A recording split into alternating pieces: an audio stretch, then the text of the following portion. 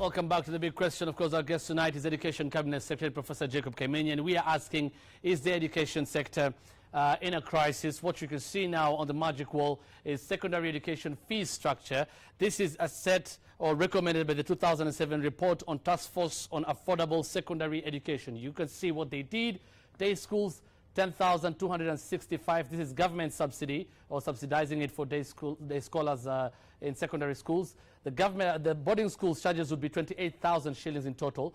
Government was to subsidize again, just like day scholars, 10,265, and parents are to pay 18,267. From that recommendation, it therefore meant only in boarding schools were parents required to pay this amount, 18,000, but in day schools, secondary schools, the government was paying that amount, and also for boarding they were paying the same amount as they were subsidizing it. But now let's take a look at some few graphics of how much some schools are charging currently.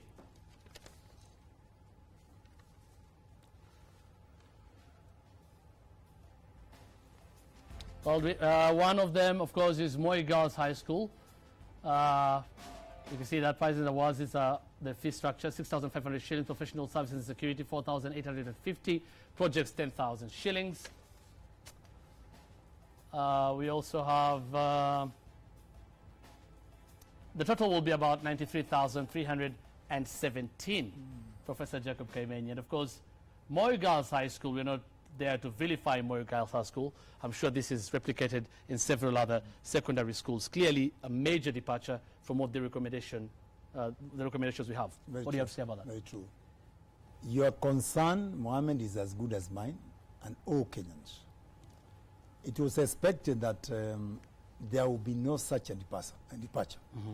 Indeed, if you look at the Gashukia report, one of their key recommendations was that these fees was to be reviewed after every 3 years. Yes.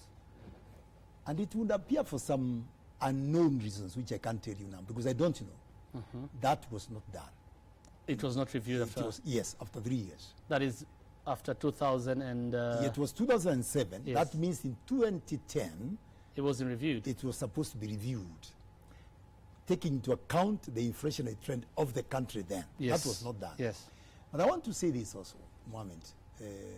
What baffles me actually, and because I've been a parent, and even now I'm a parent, grandparent to be specific, you'll find that parents in secondary schools, amazingly, in an AGM, agree amongst themselves that they should increase school fees And even and in levies. PTAs. Yes, PTAs.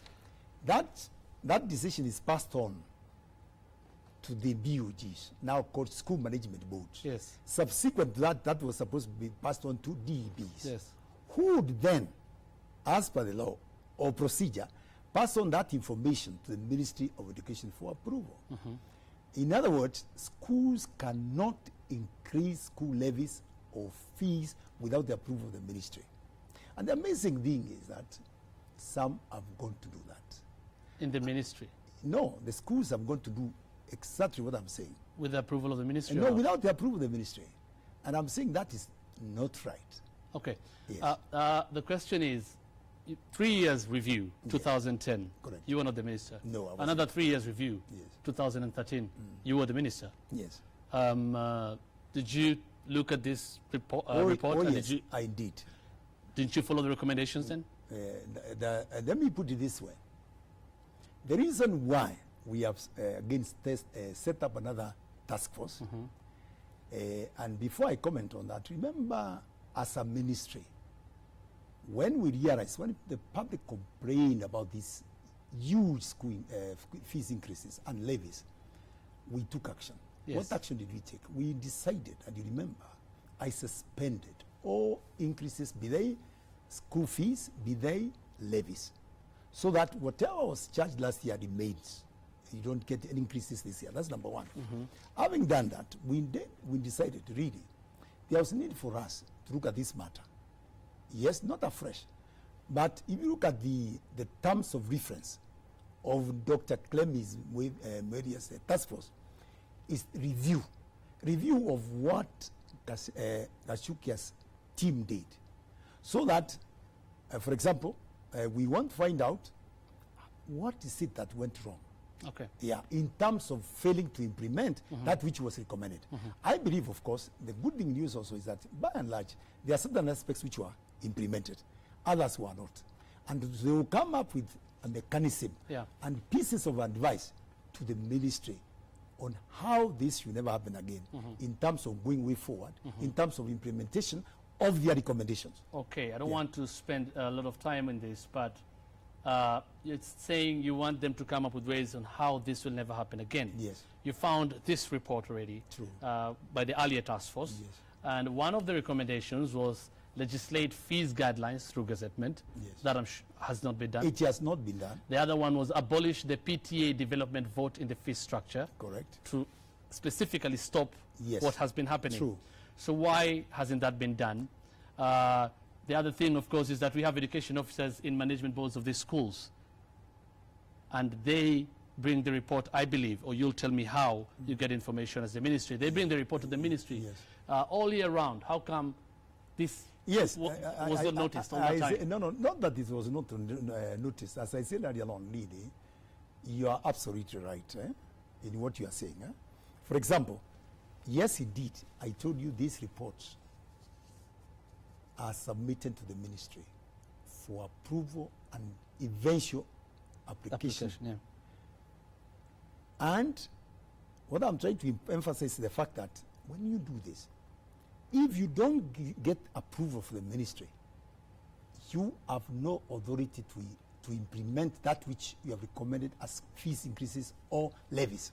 Yes. So some schools are guilty as charged. Even as a ministry, we are guilty. Mohammed, in because that, it's taken, yes, it's our responsibility to rein on those people who have implemented increase of fees without our recommendation, without our approval. But so they have done They have done it. And it's been 1 year since. And we are saying we will take appropriate action against all those parties who will be found to have been involved in this. Now, this fee structure, finally on this fee structure was supposed to be reviewed every 3 years, taking note of the inflationary rates and everything. Correct. The 2007 report, Task Force in Affordable Secondary Education, that is how it was called. True. The new one is called the Task Force on Secondary School Fees.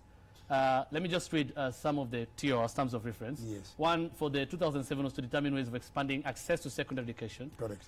On the other hand, this one is to review ways of expanding access to secondary schools. I mean, it's the same wordings. What you're saying is to review. So now, why should we have another task force, yet we have one that you adopted, and it can be, after every 3 years, a review can be done by the technical people in the ministry and set this again, the point is, well, first of all, we didn't want to reinvent the wheel. This was a task force which you said it consumed Kenya's money. So we didn't want to reinvent the wheel in the sense of having new terms of reference. We looked at the document, the terms of reference were wonderful, I must say that. The lacuna existed, in my view, in the lack of implementation of the recommendations in total. So we are saying, let's look backward and see what went wrong, if you will, and give them freshness. Because the dynamics of fee structure, inflation, as I've said, have changed since then. We cannot pretend what is obtaining now is what was obtaining as at that time. 2007. Correct. But of course, that is why it provided for 3 years review all the time. So why should we have another task force? Okay, but you say there's no duplication. Yes. You say you're right to have another task force to do what this one did, just to review what this one did. Yeah, so that we don't. No, we can do things. Let me, for example, one of the things that I noticed there, which was not very clear, if you ask me. For example, they were to come up with what you are calling essential fees, as opposed to non-essential fees, as opposed to fees which and levies which are not a priority. The other thing is that they were to look at best practices in terms of governance and management of schools, especially from private schools. Sorry, we have to move on to another topic now. Infrastructure and inequalities in development in schools. First of all, from the information we have 48 million shillings granted by the ministry to national schools. The old 18 national schools, 50 were upgraded to national schools, and they are given 30 million shillings. That is true. And we can just look at that on our magic wall here. If I can just go ahead. This is what we mean. National schools, 2012 KCPE results, national schools which absorbed about 16,000 students get a total of 78 million, plus the upgraded schools. Now, district schools, which absorbed 400,000, about 50% of these pupils who start for the KCPE exams are not getting any allocation.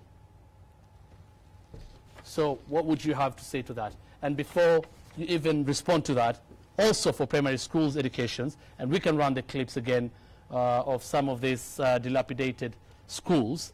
So the questions some people have asked, and even on 22422, is how do you feel? Somebody says, how do you feel when you see those kids sailing in rafts in crocs-infested streams, or rather rivers, to schools?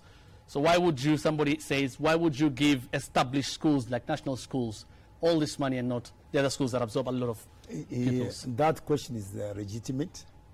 But Mohammed, remember there's something called centers of excellence. You can call them model schools if you will. This is something global, all over the world. You will find slight disparities in terms of distribution of resources, and Kenya is not exempted from this. Yes. We see our national schools, by and large, as centers of excellence, as places where you can say, "I'll go and learn what it means to have a model school." Exactly. From all aspects. But you're absolutely right. Where there is inequality, and you are right, I've seen that. I mean, the majority, we will do the majority go to schools that don't get an allocation. We will do our best to address that inequity. Yeah.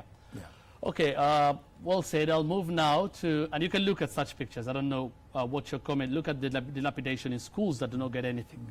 And we concentrate. We are not saying national schools should not get any money, but we are talking about inequality. But fair enough, priorities, fair enough, you have addressed that very well. I'm now going to talk to you very briefly distribution of teachers or staffing discrepancies in school. Now, this is the City Department of Education of Nairobi, the Nairobi City County. We couldn't put everything, of course, on here, but this is just some of them. Westland Sub-County, for example, Aga Khan Primary Schools has 15 extra teachers, according to the City Department of Education. Kangemi Primary School, in the same locality, has 18 teachers less.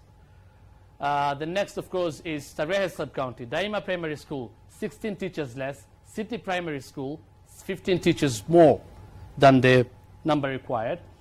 And we have Langata Sub-County. Olympic Primary School, look at this, 44 teachers less. Same Uhuru Gardens Primary, 9 more teachers. The situation, you would agree or not, is replicated in the country. Don't you agree? Or do you agree? No, I agree. I agree. And do we have, I think we have a clip of a school in Kajiado. Do we have that? This just shows exactly what we are talking about. This is a story done by Citizen TV's Evelyn Omboi, showing one teacher only in a whole school. Look at the spellings: umbrella, gunboat, goatee, I don't know if it's a coat, slippers, all right? Look at that now, and the quality of education again. How does that affect the quality of education in this country? Yet all these pupils, you put them on the same system and you examine them the same way at the end of 8 years or 4 years of secondary education. Again, Mohammed, your observation is good. I believe every other Kenyan has a right to be concerned with what you are showing here. If you look at the session of paper number 16 or 14 of 2012, you see it's very clear that, yes, indeed, there are serious disparities in the number of teachers teaching in various schools, be they in arid and semi-arid areas, or even in cities. Now let me come to urban centers. One of the challenges which has been there for many years, and I want to appeal Kenyans to look at things differently.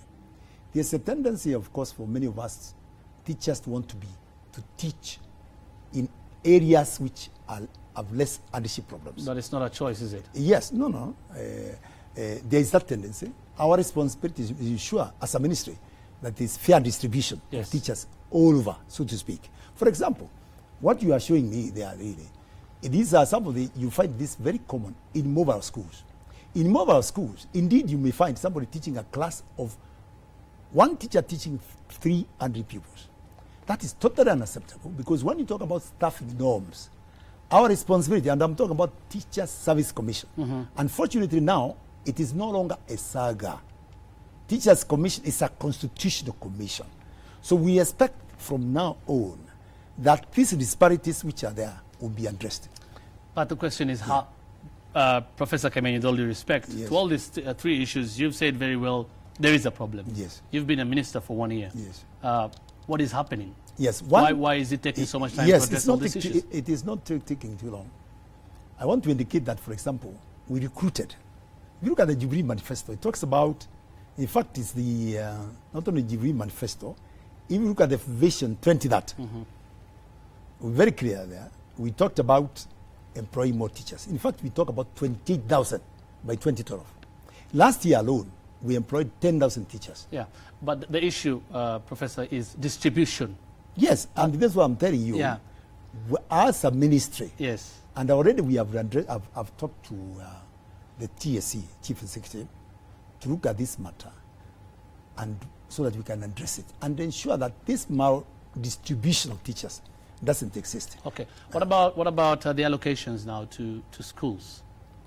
Is there anything you're doing about it? Yes, again, as I said earlier on, of course, one of the things that we want to be very concerned about is what you said, take the case of infrastructure. We are trying to fight to see whether we can get more money for infrastructure. Currently, just the other day, we distributed 53 million shillings for infrastructure purposes. But that's very little money when you consider the entire nation, really. We cannot do this alone. We must work with the private sector to be able to achieve this. And I do hope that our donors, our friends, wherever they are, we shall work in consort so as to address this problem. Because let me not leave that area. Because I can tell you, again, we have said in the Jubilee Manifesto, I said that every year we shall increase the funding of education by 1%. So the current system that we talked about is not going to be altered in any way? You still believe it should be? No, it will be altered in the sense that we will must sit down and redistribute this money fairly, the way you are saying it. Okay. We have a lot to cover, obviously, but because of time, education is such a wide topic. We hope we'll get you here again some other time. And one question, of course, I want to ask from our viewers, and it was one of the questions we were supposed to ask. Somebody here says, question to the Minister, in the KCSE results, many parents and students were punished by cancelling results, while the real culprits are still sitting in your office, enjoying their salaries and commission from selling exams and threatening schools. What happened to security of exams or having emergency papers to throw people off guard than destroying students' lives by cancelling results? Clearly, he's talking about cheating. Yes. Again, you remember I did mention about cheating in exams. I also said it's not unique to Kenya. Is it right? The answer, of course, is no. We do something about it. I did say that we will investigate this matter. And indeed, if you remember, I said we arrested some people who were involved. Our biggest challenge was to take expeditious decision on them and ensure, and also I was appealing to court that once we find the people who are involved and they are taken to court, justice is meted immediately. We have never found these people yet, have we? No, we did. You remember, we did. We found some people who were involved, teachers and what have you. Yeah. And now, what you said about the NEC, I guess that's what you meant. Yes. NEC also, what we have done, and I've talked to the chair of the NEC, we have instituted investigations to exactly establish what you are telling us.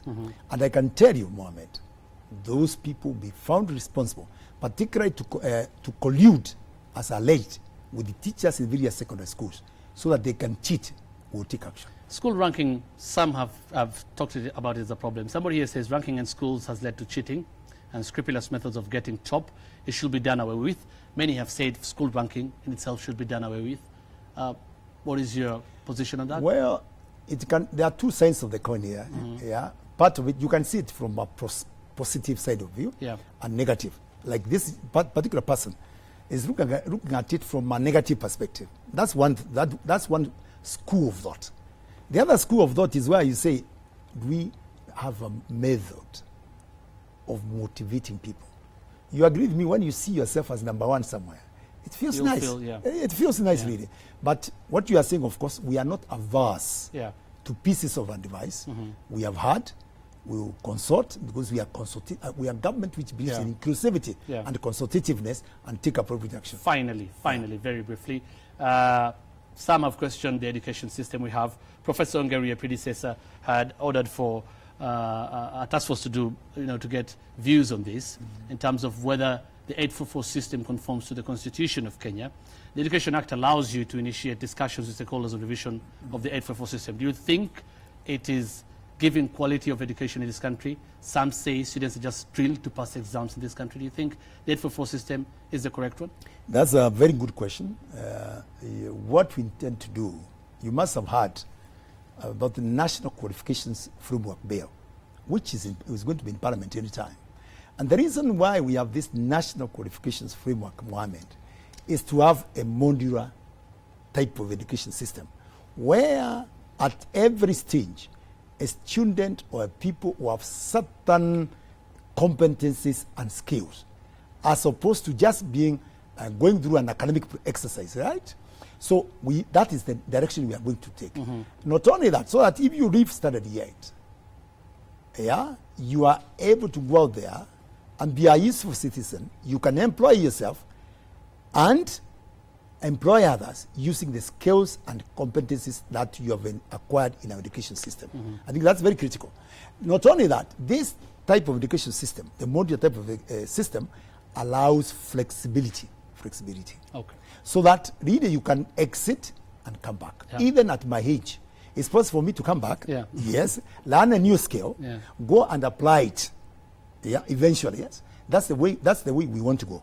And I believe, you see this, for example, as part of our key priority area, we are going to review our curriculum to take into account the new constitution dispensation and the issues that you are raising. Okay. Thank you. Okay, thank you very much. Professor Kaimenyi, we have completely run out of time. A lot still to be covered in the education sector. We hope you'll make time for us some other time. But Professor Kaimenyi is still with us because now we are crossing over to Evelyn Mboy to tell us what has been trending over the last 1 week, not necessarily making news in the mainstream media. Professor Kaimenyi is going